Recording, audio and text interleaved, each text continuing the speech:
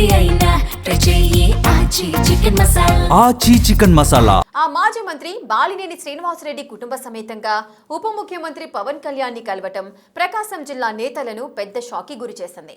ఒకవైపు కూటమిలోని తన ప్రత్యర్థులపై విమర్శలు చేస్తున్న బాలినేని కలవడంతో ఆ జనసేన అధ్యక్షుడితో ప్రత్యేకంగా భేటీ అవ్వడంతో జిల్లా జన సైనికులు తెలుగు తమ్ముళ్లలో కలవరం మొదలైందట. అసలు ఆ మాజీ మంత్రి ఉప ముఖ్యమంత్రి ఏం మాట్లాడుకున్నారు? జనసేనానితో భేటీపై బాలినేని రియాక్షన్ ఏంటి?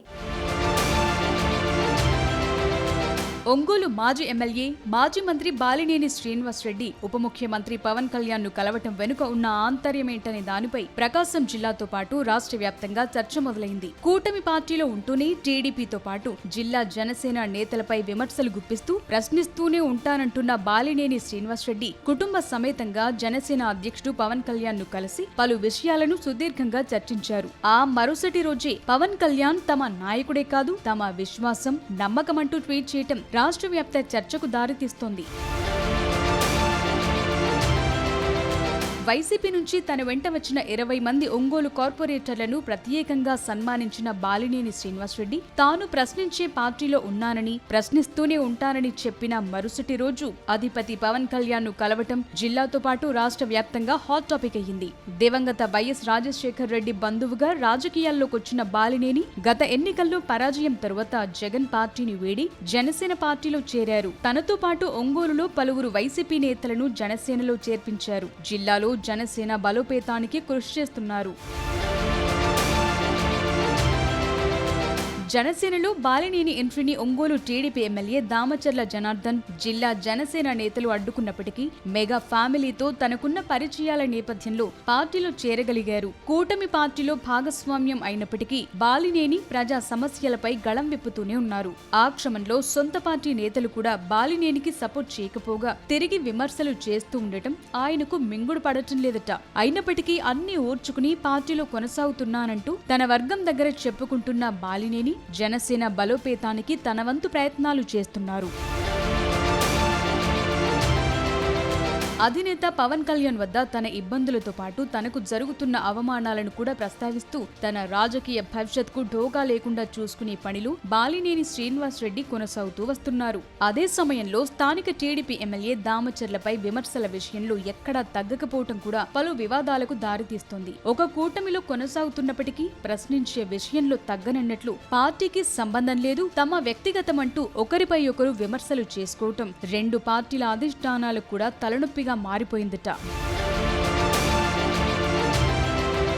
దీంతో తాజా మాజీలలో ఎవరికి నచ్చజెప్పాలో తెలియక ఇరుకున పడిపోతున్నారట రెండు పార్టీల అధిష్టాన నేతలు. ఒకరిపై ఒకరు వ్యక్తిగత విమర్శలు చేసుకోవటంతో ఆగకుండా అవినీతి విమర్శల వరకు వెళ్లటంతో అది వైసీపీకి ఆయుధంగా మారుతోంది. అలా ఒకే గూటి కింద ఉండి ఇరువురు పదే పదే విమర్శించుకోవటం రాజకీయ వర్గాల్లో ప్రధాన చర్చకు దారితీస్తోంది. వైఎస్ రాజశేఖర్ రెడ్డి బంధువుగా రాజకీయాల్లోకొచ్చిన బాలినేని తిరిగి వైసీపీలో చేరబోతున్నారని, అందుకే ప్రభుత్వంపై విమర్శలు చేస్తున్నారని కూడా జోరుగా ప్రచారం సాగింది.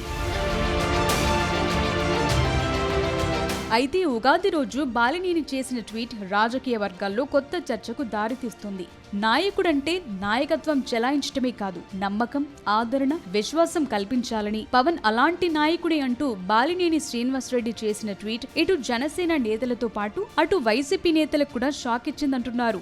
ఏదో ఒక రోజు తిరిగి మా పార్టీలోకి వస్తారని అటు వైసీపీ నేతలు ఎదురు చూస్తున్నారు.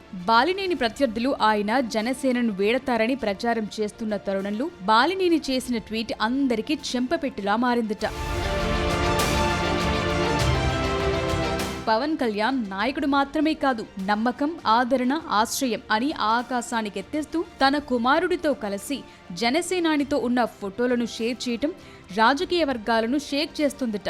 గతంలో ఉన్న పార్టీలో అవి దక్కలేదని, ఇప్పుడు జనసేనలో తనకు ఆ భరోసా ఉందని, పవన్ కళ్యాణ్ పట్ల బాలినేని తన విశ్వాసం వ్యక్తం చేయడంతో ఆయన పార్టీ మారేది లేదని స్పష్టం చేశారని అనుచరులు ఆనందం వ్యక్తం చేస్తున్నారు. తనపై వ్యతిరేక ప్రచారం చేస్తున్న ప్రత్యర్థి వర్గానికి బాలినేని అలా చెక్ పెట్టారని హర్షం వ్యక్తం చేస్తున్నారు.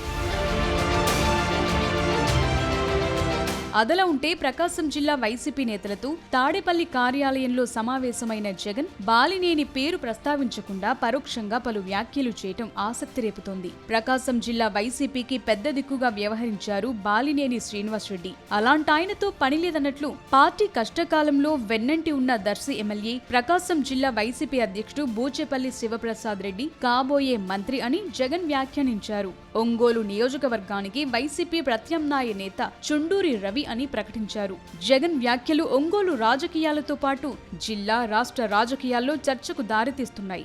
వైసీపీకి ఇక బాలినేని అవసరం లేదు, ప్రత్యామ్నాయం ఉన్నారు అని చెప్పటమే జగన్ ఉద్దేశమంటున్నారు. కాబోయే మంత్రి, కాబోయే ఒంగోలు అభ్యర్థి అని జగన్ చేసిన వ్యాఖ్యలకు బాలినేని తన తాజా ట్వీట్ తో ధీటైన కౌంటర్ ఇచ్చారన్న అభిప్రాయం వ్యక్తమవుతోంది. జగన్ కి జనసేనకి మధ్య తేడాలను కంపేర్ చేస్తూ బాలినేని ట్వీట్ చేశారని, ఆ క్రమంలో తనకు పార్టీ మారే ఆలోచన లేదని తన అనుచరులకు స్పష్టం చేశారని అంటున్నారు. ఇదే సమయంలో మరోమారు భేటీ అవుదామని బాలినేనికి ఉప ముఖ్యమంత్రి చెప్పటం వెనుక ఉన్న ఆంతర్యంపై కూడా జిల్లాలో పలు రకాల చర్చలు నడుస్తున్నాయి. ఒంగోలు కేంద్రంగా జరుగుతున్న భూకబ్జాలు, కూటమి నేతలపై అవినీతి ఆరోపణలను బాలినేని జనసేనాని దృష్టికి తీసుకువెళ్లారట. ఆ అంశాలను ముఖ్యమంత్రి దృష్టికి తీసుకువెళతానని పవన్ చెప్పినట్లు బాలినేని వర్గం అంటోంది. దాంతో ఏం జరగబోతోంది అని ఆయన ప్రత్యర్థి వర్గం ఆందోళన చెందుతోందట. త్వరలో స్థానిక ఎన్నికలు రానున్న నేపథ్యంలో ఈ పరిణామాలు కూటమి పార్టీకి ఎంతవరకు మేలు చేస్తాయి? అవినీతి ఆరోపణలను టీడీపీ అధినేత దృష్టికి తీసుకువెళితే యాక్షన్ తీసుకుంటారా? అసలు ఒంగోలులో నిజంగా అవినీతి జరుగుతుందా? జరుగుతుంటే అధికార యంత్రాంగం ఏం చేస్తోంది అని సామాన్యులు కూడా చర్చించుకుంటున్న పరిస్థితి ఒంగోలులో కనిపిస్తోంది. ఉప్పు నిప్పులా వ్యవహరిస్తోన్న బాలినేని దామచర్ల వార్తో ఒంగోలు రాజకీయం ఏ మలుపు తిరుగుతుందో అని ఆందోళన కూటమి శ్రేణుల్లో వ్యక్తమవుతోంది. ఇక అంతలోనే బాలినేని మరో ట్విస్ట్ ఇచ్చారు. డిప్యూటీ సీఎం పవన్ కళ్యాణ్ ను తన కుమారుడు ప్రణీత్ రెడ్డితో సహా కలిసిన బాలినేని అనంతరం ముగ్గురు ఉన్న ఫోటోను షేర్ చేస్తూ పవన్ మా నాయకుడే కాదు, నమ్మకమంటూ పోస్టు పెట్టారు. కానీ ఉదయం పెట్టిన ఈ పోస్ట్ తరువాత డిలీట్ చేయటంతో అసలేం జరుగుతోందో ఎవరికీ అర్థం కాకుండా తయారైందట.